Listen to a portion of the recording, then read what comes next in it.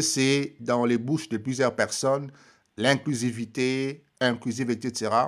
On veut un peu débroussailler, enlever, dépoussiérer ces termes-là, inclusivité. Qui doit être inclus, normalement, dans ces dialogues? Qui ne peut pas être inclus?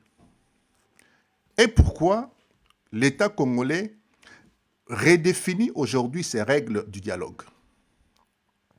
Alors, il y a un piège que j'appelle le piège sémantique du mot inclusif. En RDC, dialogue inclusif a longtemps servi à tout mélanger. La confusion totale. Ça veut dire opposition politique civile. Dans l'inclusivité, vous avez la société civile, vous avez des groupes armés, l'inclusivité qui a commencé en 2003, et l'inclusivité des groupes armés, l'inclusivité des auteurs de crimes, les acteurs étrangers par procuration. Et donc, il nous faut examiner ces termes. Qui l'utilisent? Pourquoi maintenant c'est dans la bouche de plusieurs personnes? L'inclusivité à l'époque, opposition, société civile, groupes armés, auteurs de crimes et les acteurs étrangers par procuration. Et les résultats de cette inclusivité est que la paix était négociée au prix de l'impunité. Voilà pourquoi des personnes comme Bérois, des personnes comme même Jean-Pierre Mbemba et bien d'autres que vous connaissez ont été parachutés par justement le biais de cette inclusivité. Et donc, le président casse ces raccourcis, il le détruit. L'inclusivité ne veut pas dire sans limite. Deux types de dialogues qu'il faut casser, la confusion dans l'esprit des Congolais. Nous avons d'abord le dialogue politique républicain. Et ce dialogue politique républicain concerne le parti politique civil, l'opposition non armée, la société civile, la confession religieuse et les institutions. L'objectif ici, c'est la cohésion nationale, entamer des réformes et terminer par un consensus politique. Et puis nous avons le deuxième niveau, le dialogue des sorties des violences armées. Le dialogue des sorties des violences armées, donc sortir de la violence armée, ces dialogues concernent des groupes armés ayant pris les armes, des crimes documentés, de chaînes de commandement militaire.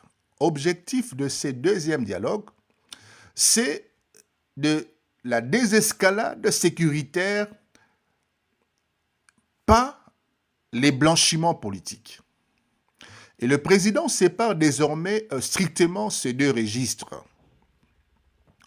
Et la ligne présidentielle, l'inclusif sans impunité, quand le président affirme que le dialogue, oui, mais pas avec les auteurs de crimes, il pose une règle très claire.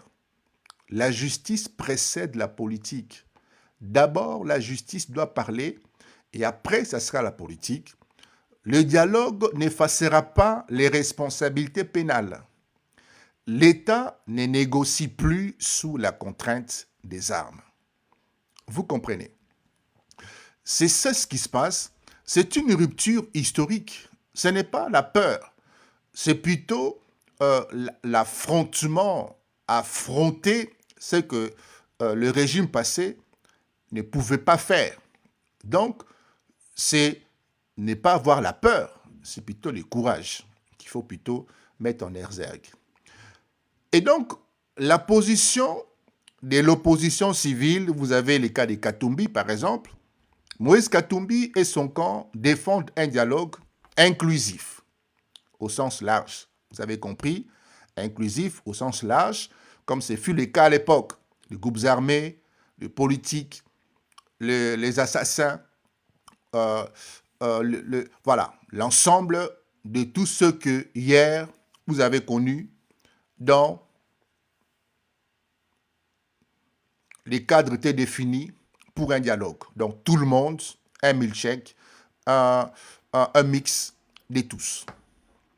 Donc, M. Katumbi défend un dialogue inclusif au sens large, dialogue crédible, la médiation neutre et la participation de toutes les forces politiques. Ça, c'est la vision de Katumbi. Les points de clarté essentiels, les non-dits de Katumbi. Katumbi ne demande pas explicitement que des personnes condamnées ou poursuivies pour crime, en d'autres termes, ici il s'agit de Nanga, Bisimwa ou Kabila, il ne demande pas que ces personnes, ce n'est pas explicité, ce n'est pas dit à haute voix, mais nous savons ce qu'ils pensent. Il ne dit pas qu'ils doivent être intégrés au dialogue à tout prix. Il ne le dit pas, mais il parle de l'inclusivité globale. L'inclusivité globale comme à l'époque. Vous comprenez? Donc, ici, il y a donc une ambiguïté stratégique de la part de Katumbi. Il ne dit pas concrètement que Nanga, Bisimwa, Kabila, etc. doivent faire partie de ces dialogues, mais il dit que le dialogue doit être inclusif.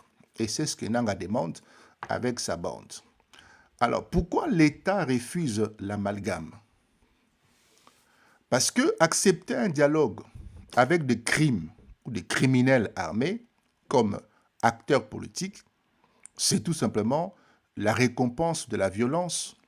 C'est inciter à la récidive plus tard à d'autres personnes. C'est détruire la crédibilité de l'État. C'est envoyer un signal catastrophique à l'armée et à la population. Et cet élément, Félix n'en veut plus. Le président dit implicitement, on ne construit pas la cohésion nationale sur le charnière. Et le message réel adressé aux puissances, en parlant évidemment de dialogue sans dilution des crimes, l'État congolais dit aux partenaires américains, aux partenaires occidentaux, ne nous demandez plus de sacrifier la justice pour une stabilité des façades. Ne nous imposez plus des accords politiques hors du droit international. Respecter notre souveraineté judiciaire, c'est une normalisation de l'État congolais dans le standard international. Ça, c'est le message que Félix a envoyé aux puissances internationales, en l'occurrence les Américains, l'Union européenne. Alors, pourquoi cette ligne est nouvelle et tenable aujourd'hui? Pourquoi Kabila ne l'a pas fait hier? Pourquoi Félix se permet de le faire aujourd'hui? Alors que nous savons que hier, Kabila n'avait pas d'autre choix parce que les mixages et le mélange, ça lui a été imposé. Les brassages lui a été imposé en 2003-2006, puisque Kabila n'avait pas d'armée. Il ne pouvait pas s'opposer à l'armée de Jean-Pierre Mbemba et il ne pouvait pas s'opposer non plus à l'armée de Roubaix-Roy, qui était soutenue par 2 pays et même 3 pays. Donc, Kabila n'avait pas d'autre choix que d'accepter de se plier et de brasser ces groupes armés, ces rebelles dans l'armée congolaise. Pourquoi cette ligne? Pourquoi est-ce que aujourd'hui les grandes puissances ne peuvent plus imposer cette chose à Félix? Cette fermeté n'était pas possible hier, vous l'avez compris. Elle devient possible aujourd'hui parce que la RDC a un poids et c'est là qu'on va s'atteler, on va développer beaucoup plus par là. La RDC aujourd'hui a un poids géoéconomique nouveau. Si nous ne comprenons pas ces poids dont la RDC est portée aujourd'hui, dans une dimension géoéconomique, alors tout ce qu'on dira par la suite, vous ne comprendrez pas. Vous, vous resterez dans l'ancien logiciel des dominations d'une RDC dominée par les Rwandais, d'une RDC qui n'a pas son mot à dire, qui accepte de brasser, de mixer, etc. Si vous n'atteignez pas, si vous ne maîtrisez pas la dimension géoéconomique, la grandeur de la RDC aujourd'hui, dans ces cas, vous êtes totalement perdu. Donc, la RDC, je vous ai dit, la RDC, il n'y a rien de nouveau, tout ça est prévu depuis des décennies. Non, non, mon cher, ce n'est pas prévu. Ce sont des cycles, ce sont des choses qui arrivent et dont personne n'avait prévu. Vous allez comprendre. Donc, la RDC a un poids géoéconomique nouveau. Nous parlons aujourd'hui de la transition énergétique qui impose des États lisibles, des États stables, et vous comprendrez pourquoi plus tard, tout au long de cette conférence. Les partenaires d'aujourd'hui veulent des institutions stables, pas des compromis armés. Et donc, le dialogue cesse d'être une arme de violent pour redevenir un outil politique. Alors, une fois qu'on a compris ça, l'inclusivité, ce n'est pas l'impunité. Aujourd'hui, c'est terminé. Le dialogue politique et la négociation avec des criminels armés, c'est terminé. La justice ne se négocie plus. L'État reprend la main sur le sens du dialogue, d'où le président dit, le dialogue, oui, mais ici, chez nous, en interne, pas avec des criminels. Le dialogue avec les opposants, le dialogue avec les résistants, le dialogue avec l'état civil, le dialogue avec l'Église, mais pas des dialogues avec ceux qui ont fait couler le sang des Congolais. Ces logiciels, cette dynamique ou ce paradigme de l'ancienne époque est révolu, c'est terminé. Vous avez compris pourquoi? Parce que la RDC est un poids géoéconomique nouveau. Ce n'était pas le cas hier. La transition énergétique impose des États stables, notamment la RDC principalement, et les partenaires, les Américains, l'Union européenne, les Chinois, peut-être à côté, les Japonais, les Émirats arabes, aujourd'hui veulent des institutions stables et pas des compromis armés. Donc, maintenant parlons un peu de la position de Moïse Katumbi quand il parle de l'inclusivité. Mais l'inclusivité jusqu'où? Est-ce que ce monsieur est dans un ancien système, un logiciel qui est déjà obsolète, ou il a intégré le monde nouveau, le monde de la transition énergétique, le monde de la fin de l'énergie fossile? Certains et la plupart n'ont pas encore intégré ces mondes-là. On va clarifier ce que dit réellement l'opposition portée par Moïse Katumbi, ce qu'il ne dit pas et où se situe la zone d'ambiguïté face au nouveau logiciel politique imposé par l'État. Il a sorti de Katumbi le contenu exact. Katumbi et son camp plaident pour un dialogue national inclusif. Entendons-nous, l'inclusivité là, c'est quoi? Est-ce que l'inclusivité veut dire Nanga, Bisimwa, Kabila, etc., etc. Ça, c'est l'inclusivité du passé, de 2003, 2006, 2009, 2012. Ça, c'est un logiciel passé. Donc, ils veulent évidemment une médiation crédible et neutre, une désescalade politique pour éviter l'embrasement. Il a dit l'embrasement. Donc, il parle d'inclusivité politique, ça veut dire force civile, opposition, société civile, pas d'une amnistie pénale explicite, il ne le dit pas clairement. Alors, ce que Katumbi ne dit pas explicitement, mais nous pouvons lire comme dans un livre.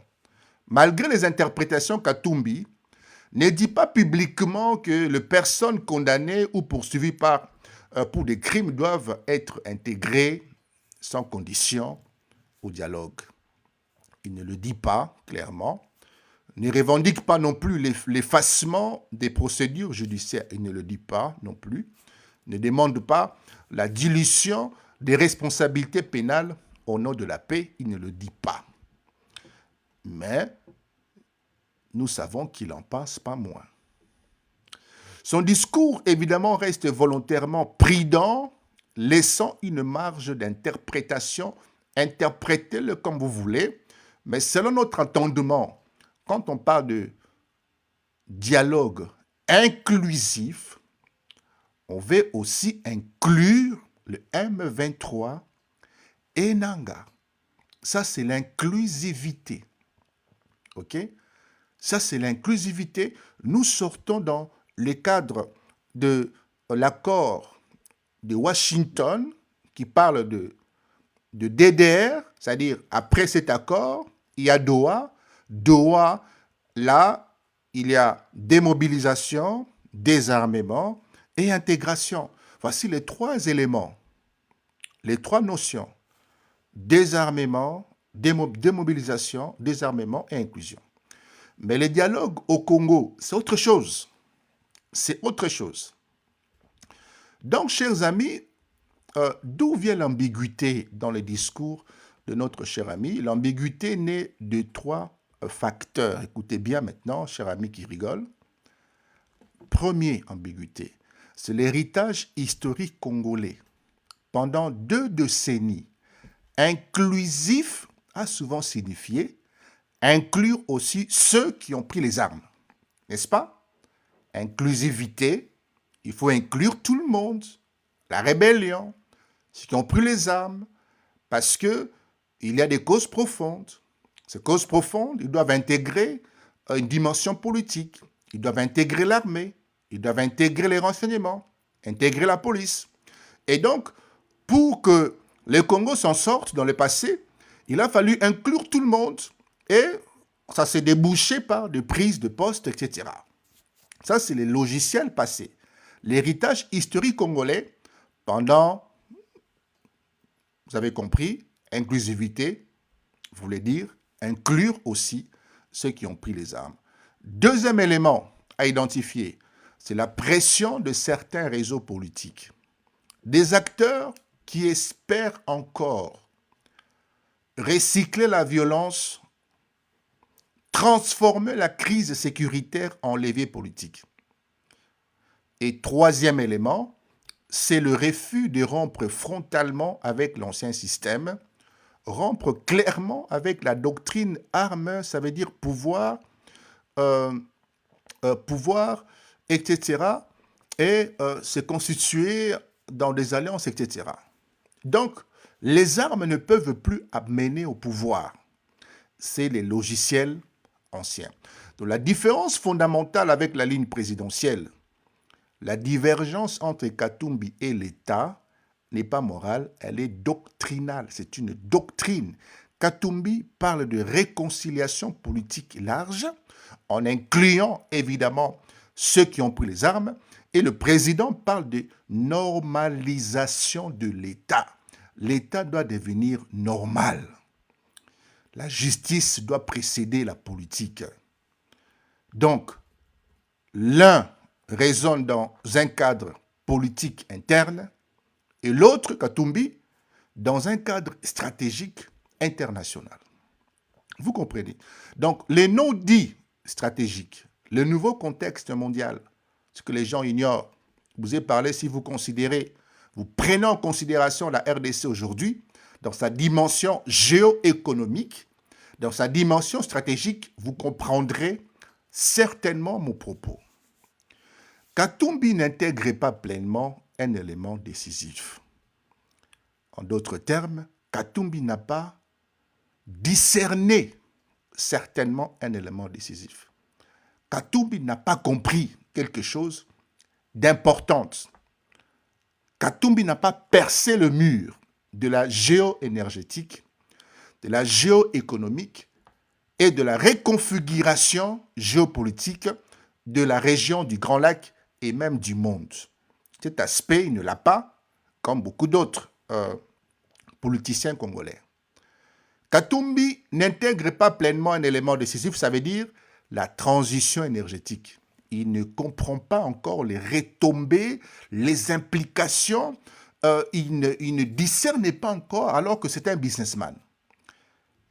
Il n'intègre pas encore la centralité géoéconomique nouvelle de la RDC, c'est que devenir véritablement la RDC et l'exigence internationale des prévisibilités étatiques. Et il n'intègre pas, ce n'est pas lui qui me l'a dit, mais nous pouvons le lire dans ses interventions, parce que s'il avait intégré cette dimension, ok, il ne ferait pas de déclarations obsolètes. Il ne ferait pas de déclarations qui n'ont pas de sens dans le monde auquel nous sommes en train d'intégrer. Il ne me l'a pas dit, mais je peux lire dans ses propos qu'il n'a pas intégré. Or, chers amis, dans ces contextes, l'impunité est devenue un risque systémique. Vous ne pouvez pas laisser des gens dans l'impunité commettre des crimes sans qu'il y ait de la justice derrière. Dans ce monde où nous sommes aujourd'hui, l'impunité devient un risque systémique. Ça peut ravager toute forme de configuration, toute forme d'organisation, l'ordre établi. L'impunité peut tout désorganiser. La violence politique devient un coup. Ce n'est plus un levier. C'était un levier pour Kagame. C'était un levier pour certains acteurs qui ont pris les armes et se sont retrouvés en politique, députés, etc. C'était un levier hier. Aujourd'hui, c'est un coup. Ce n'est plus un levier. Vous comprenez? Ce n'est plus un levier. Donc, les logiciels ont changé plus vite que les discours de l'opposition. Alors, pourquoi Katumbi ne peut pas aller plus loin pour l'instant, pour la Nini? 3 contraintes s'est érigées devant Katumbi parce qu'il y a la préservation de l'unité de l'opposition. Deuxième élément, c'est éviter l'acquisition des complicités avec la rébellion. Voilà pourquoi son discours est un peu voilé. Et il veut rester audible à l'international. Voilà pourquoi il ne cite pas les noms de Nanga, il ne cite pas les noms de Kabila, il ne parle pas des Bissimois, il ne parle pas de toutes ces personnes qui étaient hier à l'opposition, donc au PPRD, des personnes qu'il connaît bien, et il ne le cite pas. Il demande tout simplement la libération des prisonniers politiques. Mais il n'est pas explicite par rapport à l'inclusivité qui veut que ceux qui ont pris les armes viennent également faire partie de la table ronde. Donc, il reste quand même prudent pour ne pas perdre sa crédibilité, mais il n'en pense pas moins. Chers amis, la confusion entretenue par les acteurs armés, il y a une confusion. Des figures comme Corneille Nangaa, par exemple, ils sont en train d'instrumentaliser les mots inclusifs. Inclusif. Corneille Nangaa instrumentalise les mots inclusifs pour, évidemment, exiger une reconnaissance politique.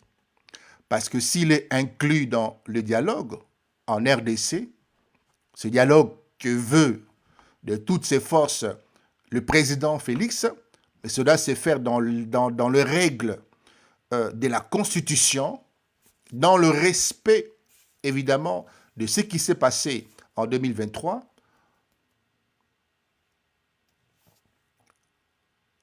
Nangaa veut se poser en interlocuteur légitime en faisant appel au mot inclusif.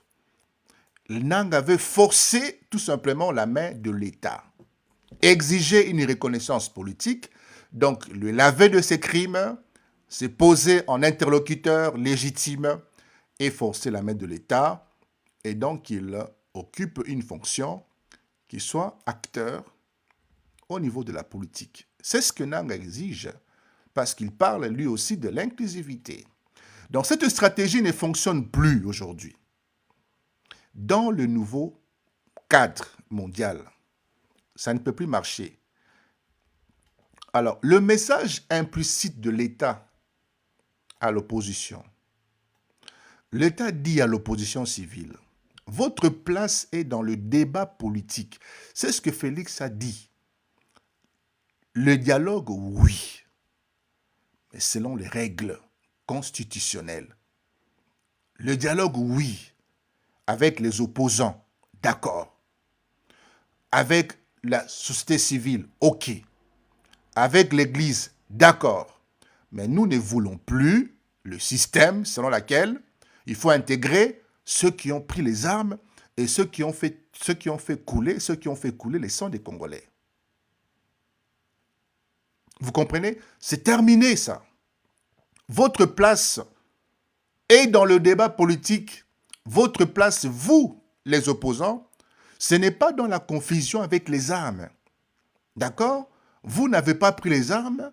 Vous êtes dans l'opposition normale. Et donc, venez, nous allons discuter. Le dialogue est ouvert. La médiation est possible. Mais la ligne pénale est infranchissable. Ceux qui ont pris les armes et ont tué les Congolais, ils vont devoir rendre des comptes. Et ils rendront des comptes certainement. Voilà pourquoi Félix se dit non aux personnes qui ont pris les armes et qui ont tué des Congolais. Donc, pour terminer ce troisième chapitre, Katumbi plaide pour l'inclusivité politique, pas pour l'impunité pénale explicite, il ne le dit pas. Son discours reste ambigu face à l'ancien logiciel. C'est quoi l'ancien logiciel? On commet des crimes, on prend les armes, on crée l'instabilité, on exige le dialogue et puis on nous propulse dans des postes de responsabilité politique, l'armée, service de renseignement, police, etc. Cette chanson-là est terminée aujourd'hui. Pourquoi? Parce que la RDC est devenue le pivot. On va l'expliquer plus tard. Donc, le nouveau contexte international rend cette ambiguïté coûteuse. L'État impose aujourd'hui une clarification. Dialogue, oui, mais crime, toboyi. Donc, les amis, Nanga Bissimwa, Kabila, prisonnier de l'ancien logiciel. Baza prisonnier du passé. On va montrer pourquoi certains acteurs congolais, armés ou politico-sécuritaires, continuent d'agir comme si le monde n'avait pas changé. Et pourquoi cette lecture est aujourd'hui stratégiquement perdante. Parce que Bazo Salamakambu comme si Mokili échangeait. Et donc, l'ancien logiciel, c'était quoi? L'ancien système, c'était on prend les armes, on amène à la négociation, on prend Goma, on fait plier l'État, et puis nous intégrons le pouvoir. On prend les armes, Bunagana, Rushiru, Massissi, etc. On fait tomber Goma, on terrorise tout le monde, on fait appel au dialogue, et puis certains d'entre eux intègrent la politique et leurs groupes intègrent l'armée. C'était ça le logiciel, c'était ça le système. Et donc, pendant près de 2 décennies, une règle non écrite a dominé la RDC. On crée une crise sécuritaire, on impose la négociation, on obtient une intégration dans l'armée, dans les institutions, et puis on revient comme un acteur légitime normal. On a effacé le passé, etc.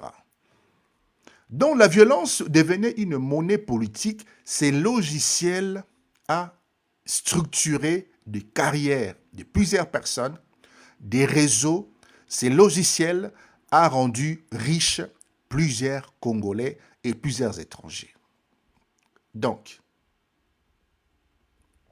Corneille Nangaa commet une erreur stratégique, une erreur centrale. Nangaa incarne effectivement la transposition mécanique de l'ancien modèle, l'ancien logiciel. Croire que l'insécurité force l'inclusivité. Comme certains Congolais que vous connaissez, certains députés, certains journalistes, certains intellectuels qui ont rejoint Nangaa aujourd'hui, pas plus tard qu'hier, parce qu'ils pensent que l'insécurité va forcer l'inclusivité. Ils vont devoir s'asseoir, l'Occident va forcer le régime en place de s'asseoir sur la même table, négocier et distribuer les gâteaux. Ils sont dans l'ancien système, l'ancien logiciel. Ils pensent que les rapports des forces armées vont créer une reconnaissance politique. Aujourd'hui, ce n'est plus le cas. Ils pensent que s'appuyer sur des relais régionaux, en d'autres termes le Rwanda, l'Ouganda, comme raccourci stratégique, ils vont parvenir à leur fin. Voilà pourquoi notre ami Nangaa va avouer que nous collaborons effectivement avec les Rwandais. Donc l'erreur fatale, le contexte international a changé.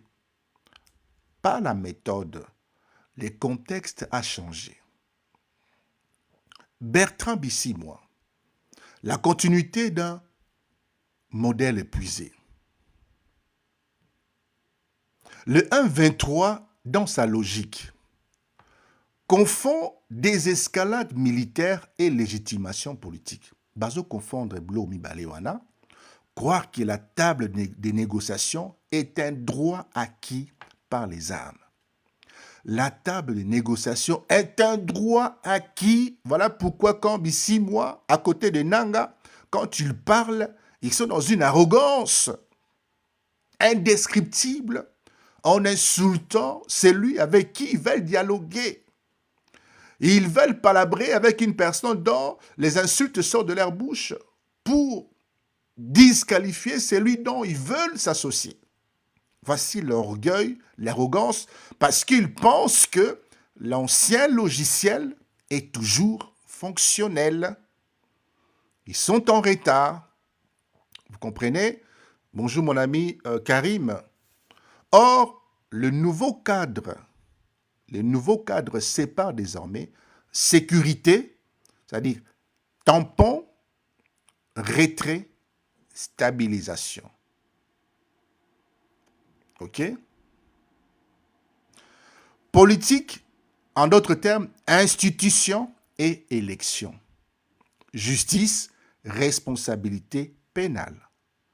Le nouveau cadre, la sécurité, c'est tampon, retrait, stabilisation. La politique, c'est institution et élection.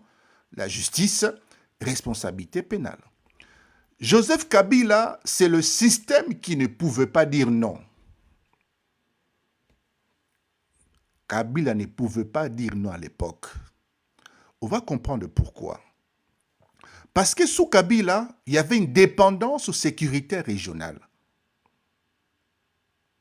L'Est était hors des contrôles souverains réels. Kabila ne contrôlait pas l'Est. Et personne au monde, les grandes puissances, n'avait parié sur la stabilité ou ne pariait ou ne voulait même pas une stabilité congolaise. Vous comprenez?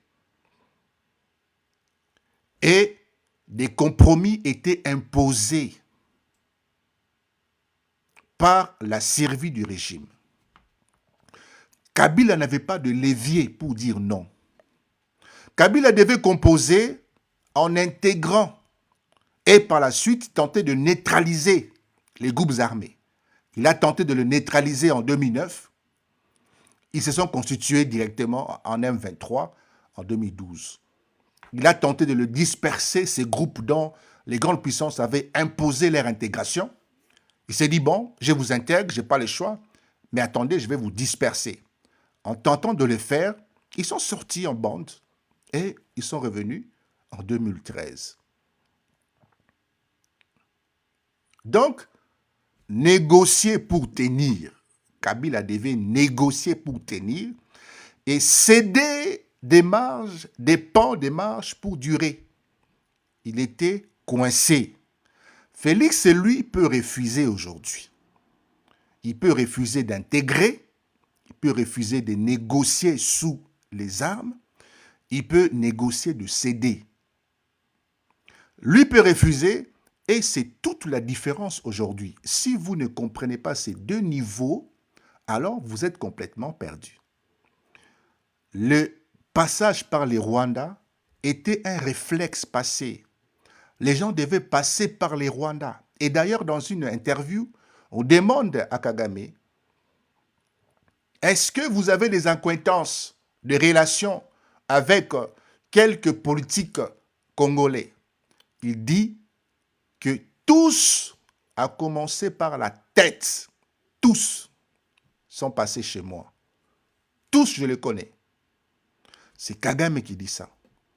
Donc, c'est un réflexe passé. Ces acteurs restent convaincus que, ces acteurs politiques restent convaincus qu'aujourd'hui, il faut passer par Kigali. Parce qu'en passant par Kigali, on garantit l'accès à la table des négociations. Ils pensent que ces logiciels fonctionnent toujours. La pression régionale fera plier Kinshasa. Ils pensent que ces logiciels est toujours fonctionnel. C'est un mauvais calcul. Parce que la couverture internationale du Rwanda s'est érodée, s'est effritée. Les contradictions publiques ont été exposées par rapport à la participation, à l'implication de l'armée rwandaise à l'Est. Il y a des vidéos, il y a des preuves matérielles qui a fait que l'ambassadrice puisse déclarer les choses et avouer effectivement que nous sommes en collaboration avec le 1-23 parce qu'on l'a exposé des preuves. La tolérance diplomatique a cessé. Donc, les raccourcis d'hier, en passant par Kagame pour atteindre Kinshasa, est devenu un handicap. Mais certains hommes politiques ou certains Congolais ne l'assimilent pas. Ils ne comprennent pas que les choses ont changé. Pourquoi ils n'ont pas intégré le nouveau contexte mondial? Pourquoi n'assimilent-ils pas les changements? Ils n'ont pas intégré que la transition énergétique a changé la hiérarchie des priorités internationales. Ils n'ont pas intégré que les grandes puissances veulent des États lisibles, des États stables. Ils n'intégrent pas que la violence politique est désormais un risque systémique. Leur stratégie, évidemment, est anachronique. L'effet boomerang, la criminalisation au lieu de reconnaissance.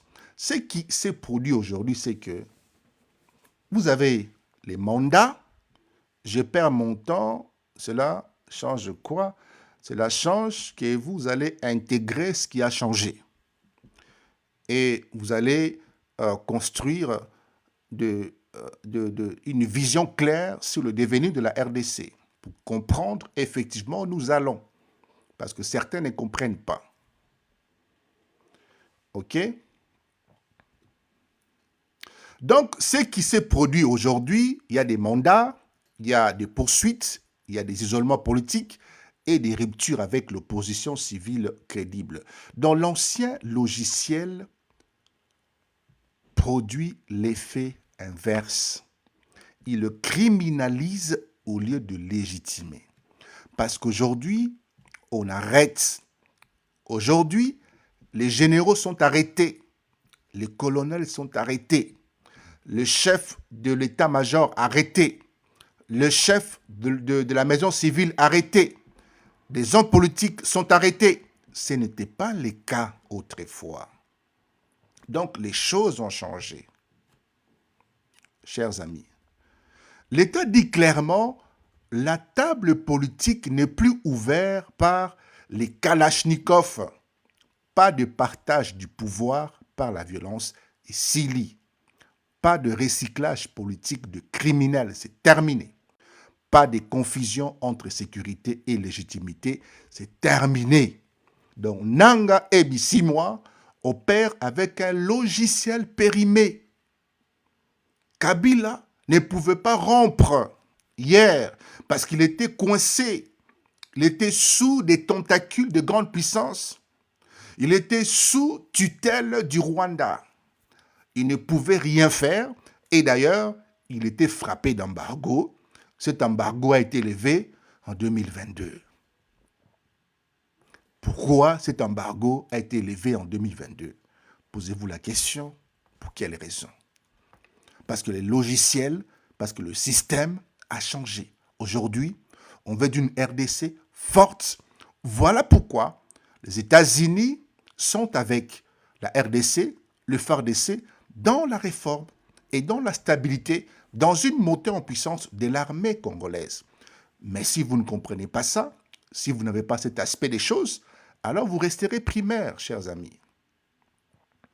Le passage par les Rwandais n'est plus un levier. Le monde a changé. La violence ne paye plus politiquement, cher ami. Alors, du monde d'hier au monde qui arrive, soyez très attentifs maintenant, c'est très important pour que vous compreniez matériellement mes propos ou mon propos.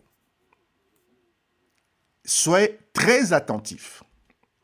Du monde d'hier, on va expliquer c'était quoi le monde d'hier et le monde d'aujourd'hui. Comme ça, vous allez saisir que effectivement, les choses ont changé devant nous. Makambezo Bongwana, mettons la cima. Pourquoi la RDC est au cœur du basculement?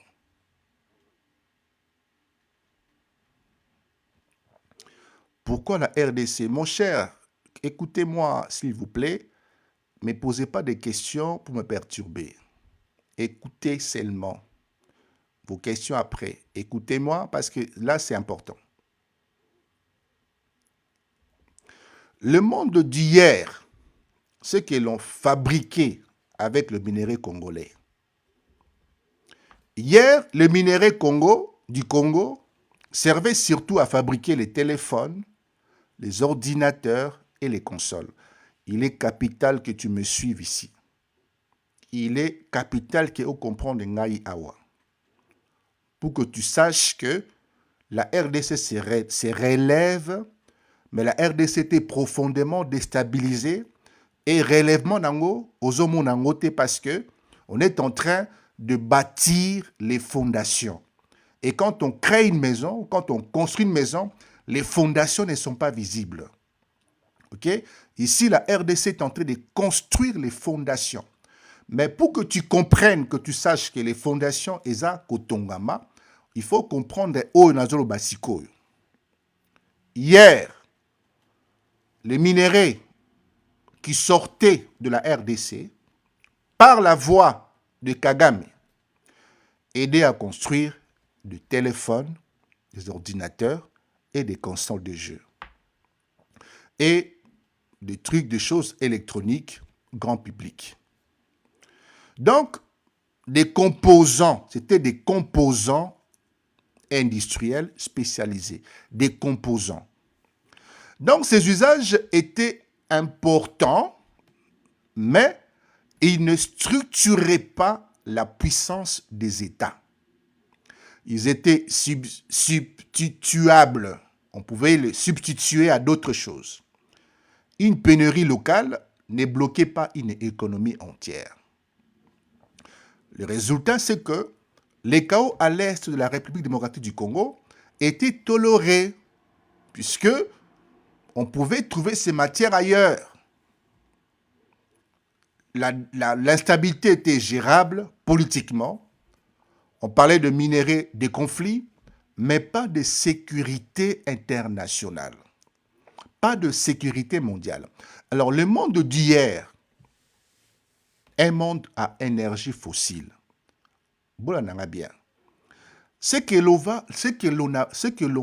qu'on abandonne maintenant, monde à lobby, nous allons intégrer dans un autre monde dont la RDC est au centre. Le monde d'hier, le monde fonctionnait sur le pétrole, le diesel, les kérosènes pour les avions, les fuels lourds pour les bateaux et le gaz des usines et centrales. Et concrètement, les voitures roulaient au carburant, les camions roulaient au diesel, les bateaux brûlaient du fuel lourd, le train diesel ou électrique par câble, les usines consommaient du gaz, l'électricité circulait par des réseaux lourds et vulnérables. Les mondes d'hier. Dans ces mondes-là, on pouvait tolérer l'instabilité d'un pays producteur. L'énergie venait d'ailleurs. On n'avait pas besoin de la RDC pour l'énergie, pour les voitures, les camions, les bateaux, les trains, les avions, les usines, etc. On n'avait pas besoin de la RDC. On avait besoin du Qatar, l'Arabie Saoudite, la Russie, l'Iran, embargo, la Libye, on lui fait la guerre pour son pétrole, l'Irak, on fait la guerre pour son pétrole. Et donc, les guerres dans l'ancien monde étaient liées aux voitures, aux camions, aux bateaux, aux trains, aux usines, etc.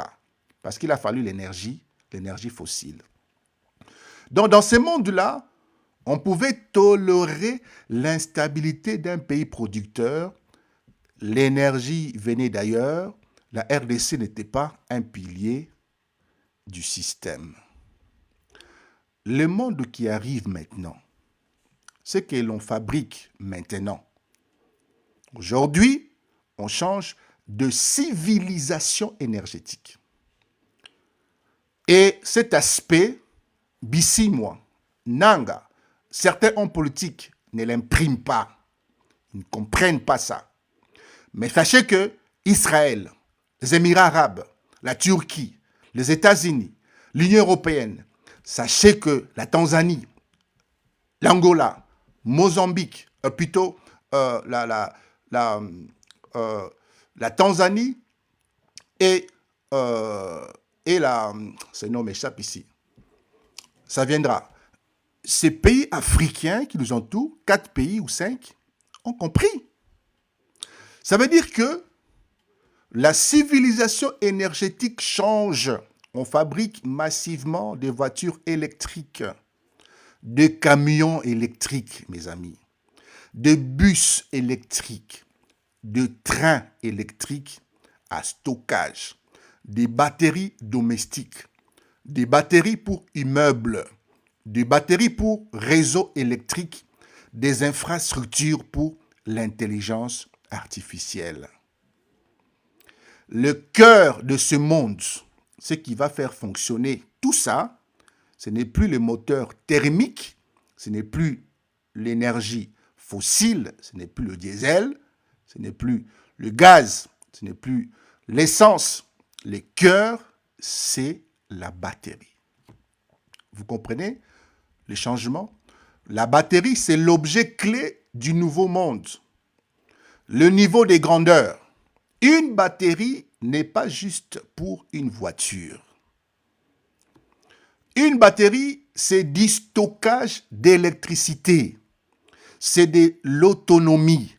C'est de la résilience. Exemple concret, très important pour qu'on avance. Demain, une maison aura besoin de panneaux solaires.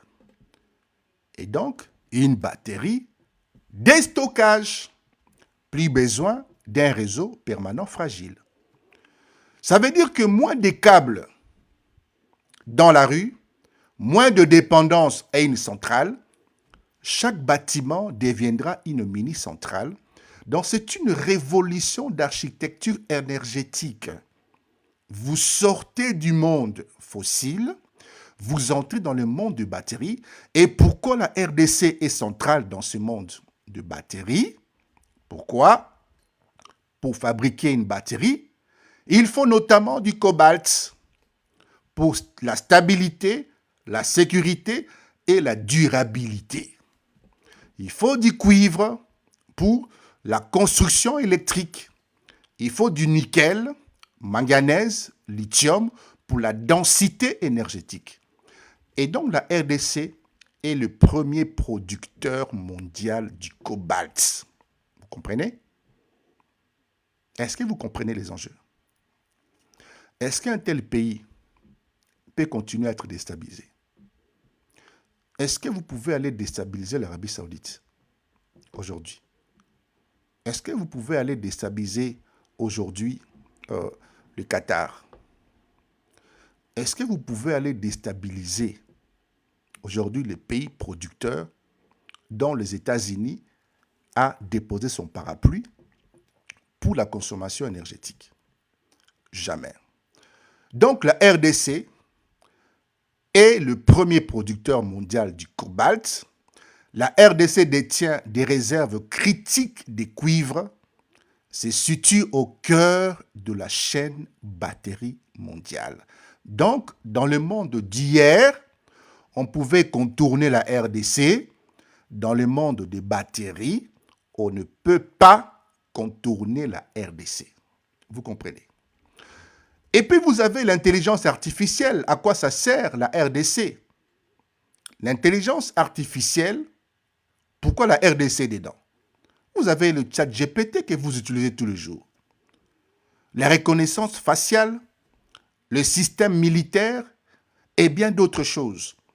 L'intelligence artificielle consomme quoi? Consomme énormément d'électricité via des data centers, donc des centres de données. Ces data centers ont besoin de quoi? Ont besoin d'électricité stable 24 heures sur 24 heures. 24 heures sur 24 heures. Et donc, des stockages massifs d'énergie, des métaux pour les serveurs, les refroidissements et les alimentations sécuritaires. Ça veut dire quoi? Sans les batteries performantes, pas d'intelligence artificielle fiable. Donc, l'intelligence artificielle, ça veut dire quoi? Électricité. Électricité veut dire quoi? Il faut la batterie. Pour avoir la batterie, il faut faire quoi? Il faut le cobalt, il faut le cuivre. Le cobalt et le cuivre se trouvent dans quel pays? S'il vous plaît. Répondez-moi un peu là-bas en bas. Ça se trouve dans quel pays? Le cobalt et le cuivre. Chers amis, le cobalt et le cuivre, c'est en RDC. Vous avez l'armée. Pourquoi c'est décisif? Parce que les armées modernes changent aussi. Avant, vous avez des chars qui étaient gourmands en carburant, des convois logistiques lourds et la dépendance aux routes pétrolières, le pétrole fossile. Et aujourd'hui, chers amis, nous avons des drones électriques, nous avons des bases autonomes en énergie, des systèmes de radars et numériques. Vous avez la guerre électronique et la mobilité silencieuse. Là encore, batterie est égale autonomie pour ces drones. L'autonomie est égale à quoi? Avantage militaire. Et les métaux critiques, ça veut dire quoi? La sécurité nationale. Et la RDC devient indirectement un facteur de puissance militaire mondiale. Vous comprenez un peu ces choses? Est-ce que Nanga connaît ça? Est-ce que Bissimo connaît ça? Est-ce que le politicien qui change de veste et qui rejoint l'armée, plutôt la rébellion, le savent? Est-ce qu'ils le savent? Est-ce qu'ils savent que le monde a changé? Est-ce qu'ils ont cette lecture? Alors, pourquoi les États-Unis et l'Europe se réveillent maintenant? Pourquoi pas en 2010? Pourquoi pas en 2015? Pourquoi c'est maintenant? Parce que la transition énergétique n'est plus un discours. Elle est déjà industrielle. Les voitures sont construites massivement. La dépendance est dangereuse. Est-ce que nous comprenons? La dépendance est totalement dangereuse.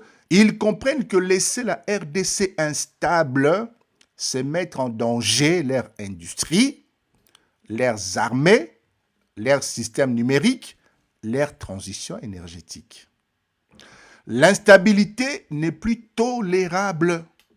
Hier, le minerai du Congo servait à des objets, encore à des objets importants, mais remplaçables. Quand on dit objet, du téléphone, des tablettes, des ordinateurs, des consoles de jeux, ça servait à ça. Mais aujourd'hui, ça sert pour soutenir les industries mondiales, donc l'économie mondiale. Ce qui était tolérable hier, chers amis, devient inacceptable aujourd'hui. Voilà pourquoi le monde change de regard sur la RDC. Le monde change de regard sur la RDC. Pourquoi Kabila ne pouvait pas imposer la rupture et pourquoi Félix le peut aujourd'hui? Objectivement, ici, nous voulons expliquer calmement, factuellement et surtout stratégiquement pourquoi la doctrine actuelle, c'est-à-dire la fin du chantage armé, primauté de la justice et l'État lisible, était impossible hier et devient possible aujourd'hui. Pourquoi? En grande partie, je pense que vous avez compris. Mais décortiquons quand même pour ceux qui n'ont pas bien compris. Le contexte mondial sous Kabila, c'était une RDC encore contournable. Sous Joseph, la transition énergétique n'était pas encore industrielle. L'économie mondiale restait majoritairement fossile, pétrole, gaz. Le minerai congolais n'était pas encore systémique pour la sécurité nationale des grandes puissances. Conséquence est que l'instabilité à l'Est était gérable pour les partenaires, pouvaient le gérer. Les gens pouvaient mourir, ce n'est pas un problème. La priorité était la stabilité minimale, pas la transformation structurelle de la RDC, dont les compromis sécuritaires régionaux étaient tolérés. Vous prenez vos armes, vous entrez, vous devenez des députés, des ministres, il n'y a pas de problème. Une faiblesse structurelle interne, forcément, sous l'Ancien Régime. Armée fragmentée par des brassages, des mixages, allégeances multiples. Les chaînes de commandement totalement infiltrées, dépendance sécuritaire régionale et un État obligé de composer pour survivre. Et donc, dans ces contextes, dire non à la logique armée, pouvoir, revenait tout simplement à s'exposer à l'effondrement parce que celui-ci ne pouvait pas s'opposer, ne pouvait pas dire non. Parce que le Rwanda était largement soutenu par les grandes puissances. Et donc, Kabila ne disposait pas d'un mandat international clair pour imposer la stabilité. C'était le Rwanda qui disposait de ces mandats clairs pour imposer une stabilité dans la souffrance. Il ne disposait pas d'un mandat clair, d'un alignement stratégique fort avec les États-Unis, d'une économie mondiale dépendante de la stabilité congolaise. Il gérait une RDC périphérique. Félix Tshisekedi dirige une RDC centrale aujourd'hui. Dans la bascule sous Félix Tshisekedi, avec cet homme-là, trois choses ont changé en même temps. D'abord, c'est le timing mondial. Explosion de batteries, stockage, intelligence artificielle. Les minerais congolais deviennent incontournables, vous l'avez compris. La demande internationale, les partenaires veulent des flux sécurisés, les minerais sécurisés, des corridors fiables, un État lisible, stable. Les partenaires veulent une justice fonctionnelle. Les chaos devient un risque stratégique, pas une variable locale. Et donc, les discours devant les ambassadeurs qu'on a décortiqués tout à l'heure, la parole présidentielle internationalisée, en d'autres termes, ces discours devant les ambassadeurs, engagement public devant le monde entier et la ligne rouge qui a été assumée par le président. Je veux le dialogue, mais je ne veux pas le dialogue avec ceux qui ont fait couler le sang. Donc c'est une ligne rouge. C'est quelque chose d'inédit. Ça ne s'est jamais passé sous Kabila. Donc, reculer coûterait plus cher que tenir. Pourquoi Félix peut dire non au chantage armé aujourd'hui? Parce qu'il s'appuie sur la centralité énergétique de la RDC, un alignement stratégique occidental derrière la RDC, un contexte juridique international plus strict, une exigence de prévisibilité de chaîne des valeurs. Chers amis, les changements des doctrines sécuritaires, puisqu'avant, on intégrait pour neutraliser, on négociait pour tenir plus longtemps, on différait la justice, mais cette justice ne se matérialisait jamais. Aujourd'hui, il y a la séparation sécuritaire, il y a la politique, il y a la justice, on sépare la sécurité, la politique et la justice. La stabilité sans légitimité, juger sans négocier. On sépare tout aujourd'hui. C'est un changement des logiciels d'État. Chers amis, ici, il est question de montrer que ce qui n'existait pas hier, quelque chose qui s'est passé sans que les Congolais prennent réellement la température, une chose qui ne s'était jamais produite hier, sous Kabila. Sauf si je me trompe, vous me ferez des messages pour me dire, écoutez, monsieur, là, je pense que vous êtes à l'erreur, vous vous trompez. Mais en tout cas, d'après mes recherches, je n'ai pas vécu ça. Sous Joseph Kabila, malgré des rapports de l'ONU, malgré de crises récurrentes à l'Est, malgré des accusations répétées,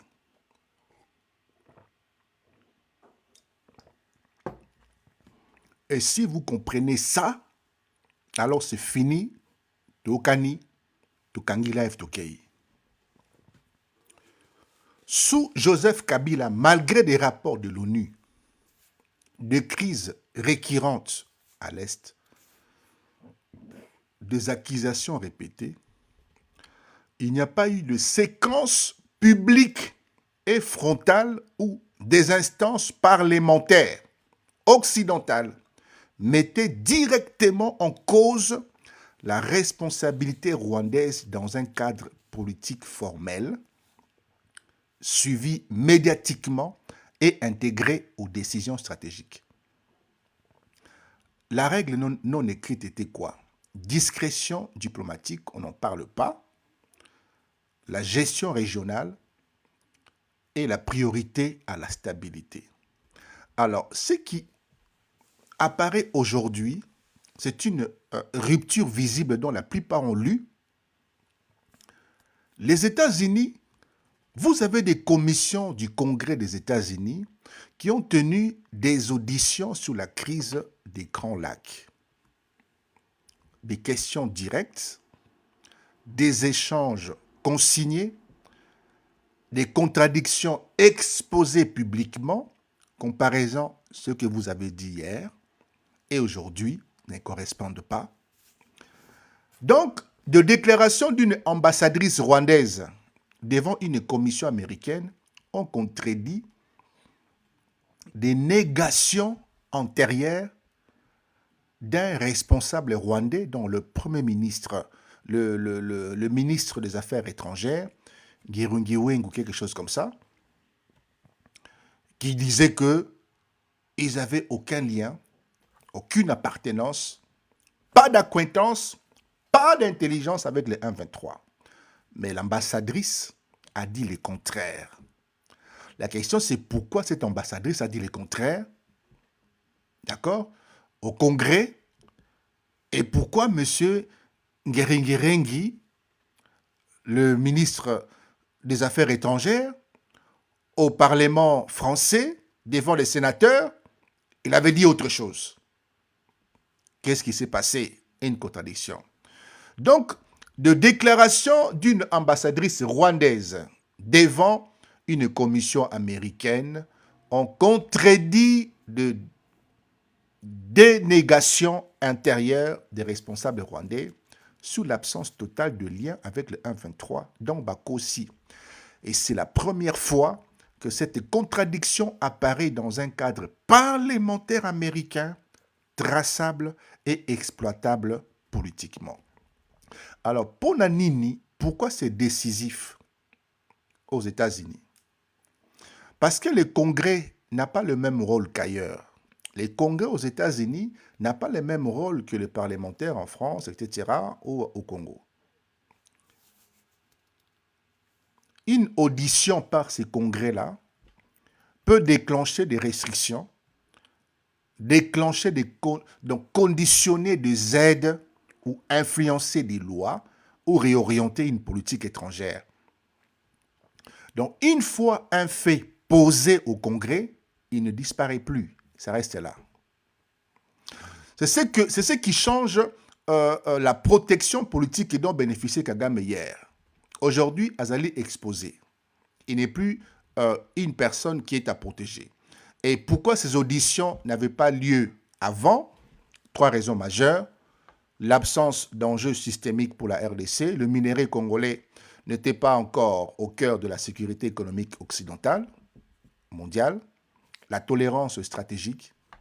Les Rwandais étaient perçus comme un pilier sécuritaire régional, donc celui-ci était protégé. Il y avait le manque de levier congolais. La RDC n'était pas en position de faire monter les coûts politiques de l'instabilité. Donc ces 3 facteurs ont disparu. Et ce qui change avec la transition énergétique, je pense que vous commencez à saisir les éléments dont tout Congolais doit imprimer. Aujourd'hui, les batteries, les réseaux, l'intelligence artificielle, la défense, donc sont devenus des priorités de sécurité internationale. Toute instabilité chronique dans un pays pivot comme la RDC menace de chaînes d'approvisionnement, crée un risque géopolitique, appelle une réponse politique. Donc les éditions sont la traduction institutionnelle de ces travaux. Le message clair et implicite que renvoient évidemment ces acteurs, ces auditions disent clairement que la couverture politique n'est plus automatique sur Kagame. Les alliances sont conditionnelles. La tolérance a des limites. L'impunité devient coûteuse. Et donc, pour la première fois, la responsabilité régionale est discutée à visage ouvert, filmée devant le monde entier et propulsée dans les réseaux sociaux. C'est là où nous avons trouvé l'information. Alors, ce que cela change pour la RDC, pour Félix Tshisekedi, c'est un bouclier stratégique dont la plupart ne comprennent pas.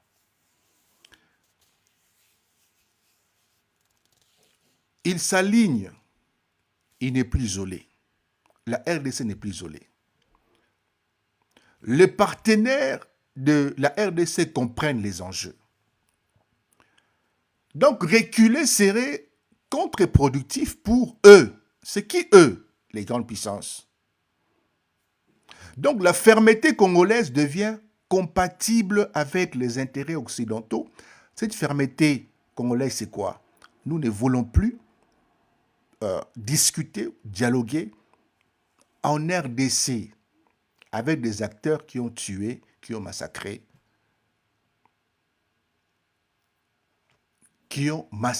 évidemment les Congolais.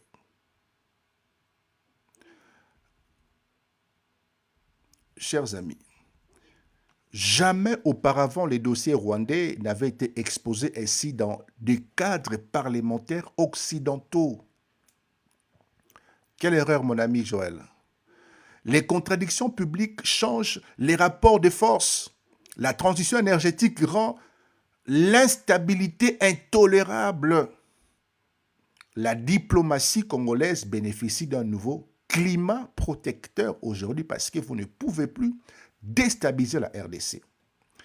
Maintenant, parlons d'un chapitre qui m'a interpellé et je l'ai suivi dans un panel où un certain monsieur, que je ne citerai pas les noms, parlait avec beaucoup de volonté, hein, avec beaucoup de confiance, l'honnêteté, mais l'honnêteté dans l'erreur. L'honnêteté dans l'erreur. Le 2 février, il y a eu un accord de retrait et les rôles que devait ou doit jouer la MONUSCO. Ici, l'objectif, c'est d'expliquer ce qui signifie réellement la séquence du 2 février, ce qu'elle n'est pas, et pourquoi la présence de la MONUSCO ne correspond ni à une capitulation, ni à une balkanisation, mais à une logique que nous avons martelée depuis tout à l'heure, logique des tampons sécuritaires au service d'un objectif stratégique précis. Alors, les malentendus centrales qu'il faut corriger maintenant, parce que beaucoup de personnes ont suivi cette personne-là, depuis le 2 février, un discours circule que c'est le début de la balkanisation, la MONUSCO va protéger les 1-23. Moi, quand j'ai entendu ça, je me suis dit, oh là là, encore de la manipulation. Cette lecture confond trois choses. Désescalade et la reconnaissance politique. Deuxièmement, la stabilisation et le partage du pouvoir. Ou le tampon sécuritaire, on confond avec un abandon de souveraineté. Vous comprenez? Désescalade, reconnaissance politique, donc on va reconnaître les positions ou les personnalités qui ont pris les armes. Stabilisation, ça veut dire qu'on va partager les pouvoirs avec les insurgés. Et les tampons sécuritaires, c'est l'abandon de notre souveraineté. Et donc, nous sommes partis pour la balkanisation. Voici une lecture erronée, une lecture émotionnelle. Ce qui contient réellement la logique du 2 février. La séquence du 2 février s'inscrit dans une architecture de gestion de crise, pas dans un accord politique des fonds. Concrètement, désescalade militaire, puisqu'on a demandé au M23 de quitter Uvira. Donc, désescalade militaire pour éviter justement l'embrassement régional et la reposition sécuritaire sous supervision internationale. Et donc, c'est un temps que la RDC va gagner pour la consolidation étatique. Donc, aucun texte ne dit dans cet accord de l'État congolais avec le 1-23, aucun texte ne donne une reconnaissance politique au 1-23 ou une intégration politique automatique, ni une amnistie générale. Le texte en question ne le dit pas. Les rôles, évidemment, de la MONUSCO dans cette affaire, dans cet accord du 2 février, la MONUSCO n'est pas un arbitre politique. Elle est un outil de stabilisation temporaire.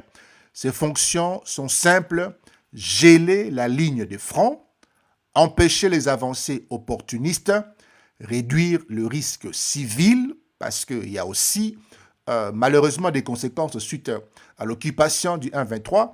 Il y a quelques bavures, il faut éviter ces risques civils et servir des tampons pendant la reconfiguration. C'est ce qu'on appelle un tampon sécuritaire, un temps non politique, non définitif, strictement opérationnel. Alors pourquoi ce n'est pas une balkanisation? La balkanisation suppose le transfert durable des souverainetés. C'est ça. Légitimation d'autorité parallèle. La reconnaissance, c'est de la légitimation. On reconnaît la légitimité de cette occupation et aussi la frontière des faits figée. Or, ici, dans cet accord du 2 février, l'État reste souverain. Les institutions ne sont pas remplacées. Aucun statut politique n'est concédé aux groupes armés. Donc, il n'y a pas de nouvelles entités, seulement une gestion de risque. Pourquoi est-ce que Uvira est au cœur de la manœuvre? Parce que ça se passe à Uvira. Uvira n'est pas choisi par hasard, chers amis. Je pense que nous avons eu le temps d'expliquer l'importance, la dimension stratégique de Uvira et pourquoi est-ce qu'on a chassé, évidemment, ces groupes armés. Uvira, c'est un carrefour stratégique vers le Burundi, je ne vous l'apprends pas, la Tanzanie, et puis on va se jeter dans l'océan Indien. Vous comprenez le cheminement? Uvira, Burundi, Tanzanie, l'océan Indien. Donc, c'est un nœud logistique pour les corridors futurs. Les corridors futurs, c'est Uvira, Burundi, Tanzanie, et puis on jette tout dans l'océan Indien. Donc, c'est un point clé du commerce, de l'énergie et de sécurité régionale. Protéger Uvira, c'est tout simplement sécuriser l'avenir, parce qu'il y a l'accord économique qui structure l'avenir et qui explique comment est-ce que cette collaboration va se matérialiser et comment les corridors seront constitués et ces corridors commenceront où? Ça va s'acheminer où? Vous comprenez? Et donc, Uvira, c'est sécuriser l'avenir, les futurs de l'accord économique, bien évidemment, avec l'accord économique stratégique avec les États-Unis, c'est empêcher une rupture stratégique, forcément, et éviter l'extension régionale du conflit. Alors, on protège les carrefours, on ne protège pas la rébellion. On protège un corridor, on ne protège pas la rébellion. Le point fondamental que nous devons comprendre ici, c'est quoi? La MONUSCO ne protège pas le 1-23. La MONUSCO ne donne pas une légitimité au 1-23. L'État congolais ne donne pas une légitimité non plus au 1-23. Elle protège un espace stratégique contre l'embrasement. La rébellion n'obtient aucun gain politique. On contient sans récomposer. C'est exactement l'inverse des anciens accords. Alors, pourquoi est-ce que cette stratégie est cohérente avec la ligne présidentielle? La doctrine de Félix Tshisekedi repose sur quoi? Sur séparer, on sépare la sécurité de la politique et de la justice. Il y a sécurité, il y a la politique et puis il y a la justice. Il y a la stabilité sans intégrer des groupes armés, des voleurs, des assassins. Il y a les dialogues sans amnistie. On ne va pas redorer les assassins. Vous allez passer aux tribunaux. Et nous tenons sans céder. Donc le 2 février est un outil, ce n'est pas une fatalité. Ce que nous devons comprendre ici, c'est quoi? C'est que la stabilité n'est pas capituler, temporiser n'est pas l'abandon d'un territoire, protéger un corridor n'est pas partager le pouvoir. Donc la MONUSCO sert ici de verrou temporaire pendant que l'État se consolide, pendant que l'armée se stabilise, pendant que la diplomatie est en train d'agir, pendant que la justice suit son cours. Chers amis, le 2 février n'est pas un accord politique de partage du territoire de la RDC. La MONUSCO joue un rôle de tampon sécuritaire. Uvira est un nœud stratégique vital, pas une concession, et la balkanisation est une lecture erronée du processus. Tout simplement, Uvira, c'est le cœur caché de la stratégie régionale du monde. Uvira, le cœur caché de la stratégie régionale et mondiale.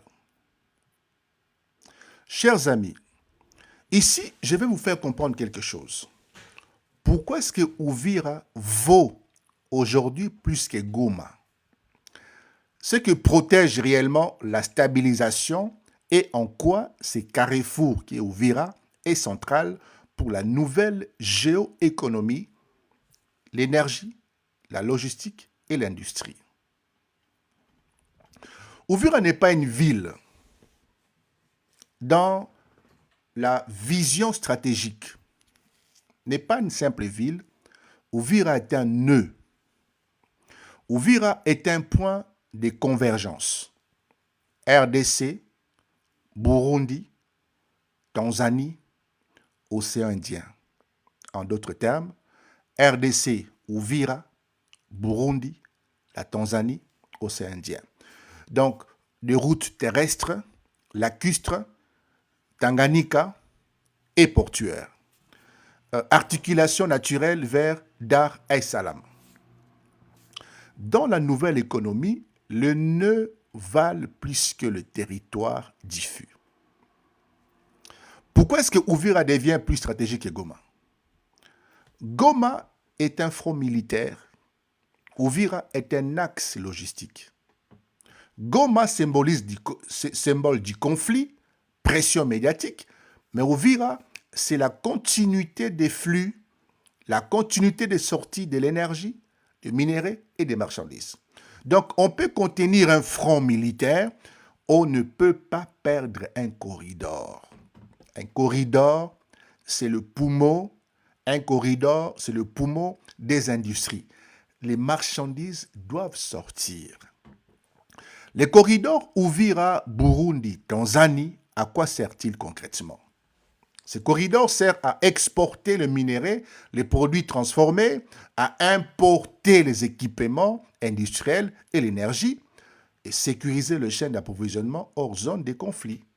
Dans la nouvelle économie de batteries, électricité et industrie, la régularité des flux est plus importante que la vitesse. Alors, pourquoi ces corridors est vital pour la transition énergétique? La transition énergétique exige ceci, des flux continus, donc pas d'instabilité intempestive, des flux continus, des cuivres et des cobaltes. Il faut que ça sorte dans la tranquillité, pas de perturbations, pas de tempêtes, de routes prévisibles, qu'on sache contrôler, pas de groupes armés, etc., de délais tout simplement contractuels respectés. Donc un corridor instable, c'est la pénurie, c'est le surcoût, c'est le risque industriel. Uvira est un verrou anti-chaos. Alors pourquoi la stabilité est temporaire et nécessaire? La stabilisation autour d'Uvira gèle le risque, empêche l'extension régionale, protège l'investissement futur. Donc ce n'est ni une frontière, ni une concession politique, ni une reconnaissance armée, c'est une assurance logistique, chers amis. Je crois que je vous ai tout dit. Je crois que je vous ai tout donné, chers amis. Voilà, je crois que tout est dit. Hein. Je vous ai tout dit. Et vous avez compris que le passé est le passé. Nous sommes entrés dans une nouvelle dynamique. Nous sommes entrés dans une nouvelle dynamique. La RDC a 9 voisins. Les États-Unis poussent un cadre connecté par corridor et chaîne des valeurs. Il faut connecter les économies. Vous avez 4 pays qui sont déjà structurellement alignés avec la RDC par intérêt. Vous le savez déjà, nous avons l'Angola, nous avons la Zambie, nous avons la Tanzanie, le Burundi. 2 pays sont hostiles ou structurellement adverses. Le Rwanda et l'Ouganda, qui est dans l'ambiguïté, mais problématique. Il reste ces 3 pays sur les 9 voisins. Parce que l'Angola, la Zambie, la Tanzanie, le Burundi sont liés à la RDC. Donc, les corridors lient ces 4 pays à la RDC. Et nous avons 9 voisins. Donc, l'Angola, la Zambie, la Tanzanie, le Burundi n'ont aucun intérêt de s'embrouiller avec la RDC parce que la RDC fera sortir les richesses vers ces pays-là. Et donc forcément, ces pays vont profiter. Voilà pourquoi nous disons que la RDC est la locomotive, est une arme dont la gâchette est la RDC. Dont la RDC est la locomotive qui peut tirer. Et pour l'instant, cette RDC va tirer l'Angola, va tirer la Zambie, va tirer la Tanzanie et le Burundi. Vous comprenez? Deux pays sont hostiles, l'Ouganda et le Rwanda. Il nous reste ces trois pays, n'est-ce pas? Il faut les analyser. Congo-Brazzaville, République centrafricaine et Soudan du Sud. Ces trois pays, quelle est leur position? La République du Congo, Brazzaville, neutre, favorable, pragmatique. L'intérêt stratégique, c'est la stabilité de la rive droite du fleuve Congo pour la République du Congo, la protection de ses propres infrastructures pétrolières et portuaires. Il veut éviter toute contagion sécuritaire venant de Kinshasa. Ça, c'est la position de Sassou Nguesso. Dans les rapports avec la RDC, des relations correctes et fonctionnelles, aucun intérêt à une RDC fragmentée, décomposée, détruite. Dans le fleuve Congo est un axe vital partagé, commerce, sécurité et énergie. Et les rapports avec les Rwandais, aucune alliance stratégique avec les Rwandais, pas d'alignement militaire ou politique avec les Rwandais, une distance diplomatique claire avec les Rwandais. Ils ne sont pas des amis. Et donc, le Congo-Brazzaville ne combat pas pour la RDC, mais gagne si la RDC est stable. Donc, une neutralité utile, jamais hostile. Je parle bien de la politique. Parmi les trois restants, nous avons la République centrafricaine, la RCA. Position de neutralité aussi. L'intérêt stratégique, c'est survie du régime, la sécurité minimale dans ses frontières et une dépendance à des appuis extérieurs. Donc, son rapport avec nous, frontières très longues, mais peu structurantes économiquement, pas de capacité à influencer la RDC. Donc, la République centrafricaine a besoin de la RDC, besoin que la RDC ne devienne pas un foyer d'instabilité supplémentaire. Son rapport avec les Rwandais, aucun alignement stratégique direct, pas de capacités militaires ou diplomatiques autonomes. La RCA s'aligne sur les rapports de forces dominants. Si la RDC est protégée par les grandes puissances et les corridors, la RCA va suivre la RDC. Troisième pays, Soudan du Sud, position neutre, fragile, opportuniste, un intérêt stratégique, exporter son pétrole, trouver des routes alternatives et éviter un isolement régional. Son rapport avec la RDC, c'est que potentiel des corridors futurs, pétrole, route, c'est un potentiel. C'est quelqu'un avec qui on peut travailler. Il y a un potentiel. L'intérêt à une RDC stable pour diversifier ses accès, il y a intérêt, et des relations encore sous-exploitées, mais pas encore hostiles. Avec les Rwandais, relations variables, souvent instrumentales, pas de loyauté stratégique durable avec le Rwanda, la lecture froide, le Soudan du Sud regarde où est la stabilité. Si la RDC devient un pivot sécuritaire, le Soudan du Sud va se rapprocher de la RDC. Alors, chers amis, vous savez que l'alignement par intérêt, nous avons l'Angola qui ne peut pas et qui ne veut pas nous voir décomposer parce que nous sommes désormais liés à la transition énergétique future. C'est l'Angola, c'est la Zambie, c'est la Tanzanie, c'est le Burundi. Eux, le soutien est structurel. Ils ne veulent pas d'une RDC instable parce que c'est la RDC qui va les faire grandir. Nous avons les hostilités qui nous parviennent du Rwanda. C'est un adversaire stratégique, parce que le Rwanda vit de nos minéraux. Et puis l'Ouganda, double jeu, et le côté neutre et favorable, le Congo-Brazzaville, neutre suiveur RCA, République centrafricaine, et neutre mais opportuniste, c'est le Soudan du Sud. C'est que les États-Unis font réellement. Les États-Unis ne demandent pas à tout le monde d'aimer la RDC. On ne demande pas d'aimer la RDC. OK? Ils rendent tout simplement l'intelligence des États-Unis, des Américains, plutôt du régime. Ils veulent rendre les chaos plus coûteux que la stabilité.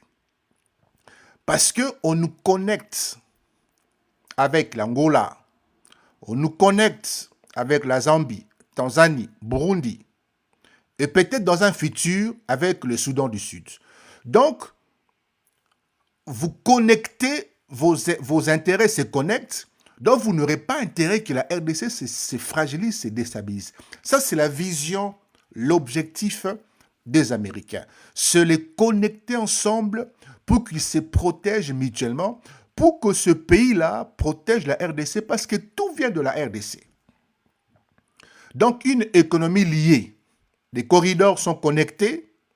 Vous avez Uvira, Burundi, Tanzanie et la mer. L'autre côté, vous avez la RDC, la Zambie, l'Angola, la mer. Donc, on nous connecte pour ne pas qu'on soit stabilisé par nos voisins. Les chaînes des valeurs deviennent régionales, les intérêts économiques sont partagés et les États sont liés par des flux de minéraux. Les résultats, c'est que le pays hostile se retrouve isolé. Le Rwanda se retrouve isolé parce que le Rwanda va perturber le mécanisme économique lié à la transition énergétique qui lie le Burundi, la Tanzanie, la Zambie et l'Angola. Les pays hostiles se retrouvent isolés, les neutres vont basculer du côté utile, très bientôt ils vont basculer, et la RDC devient le centre de gravité. Et donc, chers amis, la RDC n'a pas besoin que tout le monde puisse nous aimer. On n'a pas besoin qu'on nous aime. La RDC a besoin que ses voisins aient plus à perdre dans un chaos que dans sa stabilité. Donc, si notre économie est liée à nos voisins, ces pays n'auront aucun intérêt de nous déstabiliser parce que si vous nous déstabilisez, alors vous perdez également. Donc, c'est exactement ce qui est en train de se faire. Ça, c'est ce que les États-Unis ont projeté pour stabiliser la région. Vous comprenez? Alors, pourquoi est-ce que la Zambie intervient alors que la RDC a déjà tout? Comprenez par là, certaines personnes disent, nous avons tout ce qu'il faut, mais pourquoi nous passons par la Zambie? Pourquoi? La vérité, la RDC possède effectivement les ressources, cobalt et cuivre. La RDC a l'espace, la main-d'œuvre, le potentiel industriel. Sur le papier, la RDC n'a besoin de personne. J'ai entendu hier que nous devons d'abord nous-mêmes nous développer.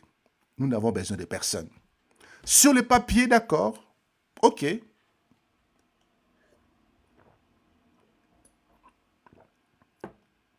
Sur le papier, c'est bon. Mais la géopolitique ne fonctionne pas sur le papier. Elle fonctionne sur les routes existantes, ce qui existe déjà. Le projet, l'accord économique prévoit la construction des usines, des corridors, etc. Mais pour l'instant, il y a des choses qui existent déjà.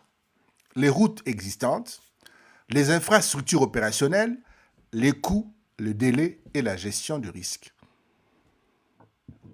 Alors, pourquoi la Tanzanie devient un verrou et non un concurrent de la RDC? La Zambie n'est pas intégrée parce qu'elle est supérieure à la RDC, mais parce qu'elle est fonctionnelle immédiatement. Là, tout de suite, la Zambie fonctionne.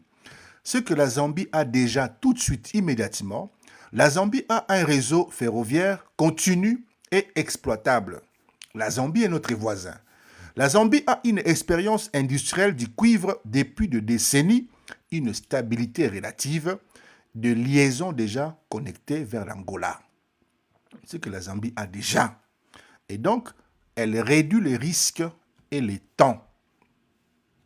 La raison clé, pour aller à l'Atlantique par l'Obito, il faut passer par la Zambie.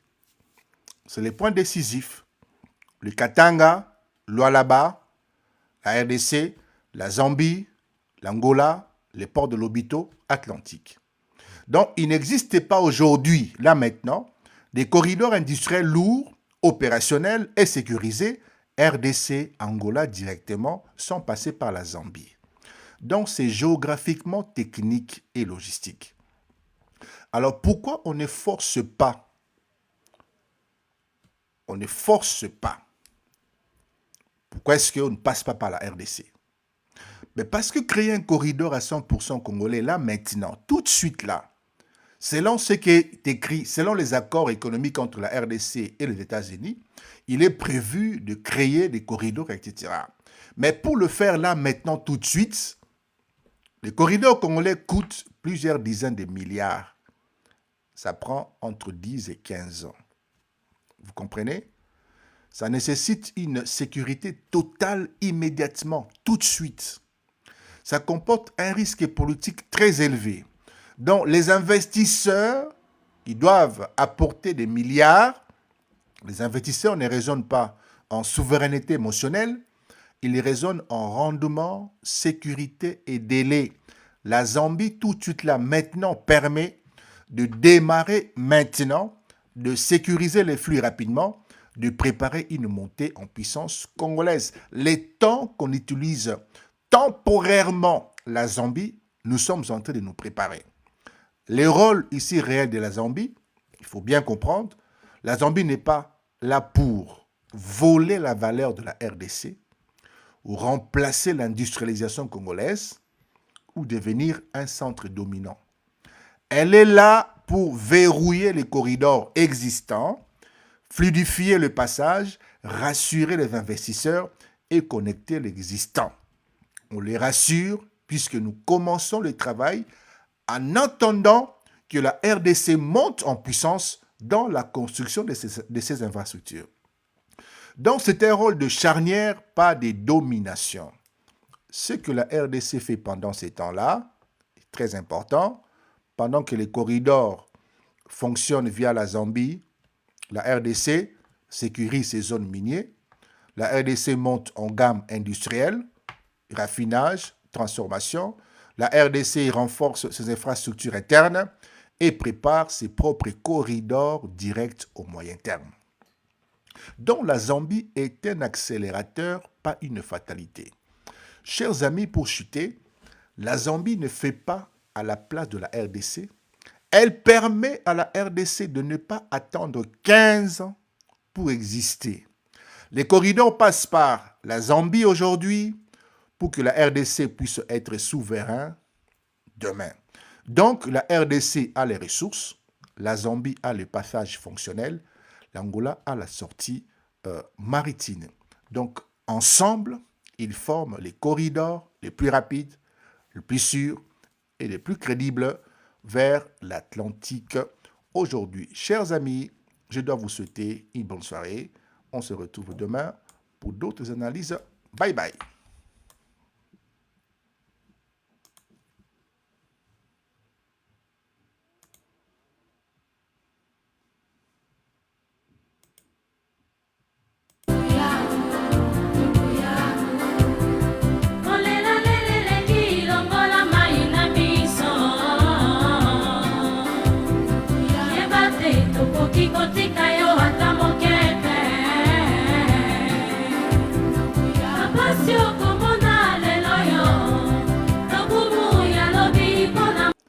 Retrouvez bien évidemment ces lives sur notre chaîne YouTube, Analyste Coach Amos. Et là, vous allez trouver d'autres analyses.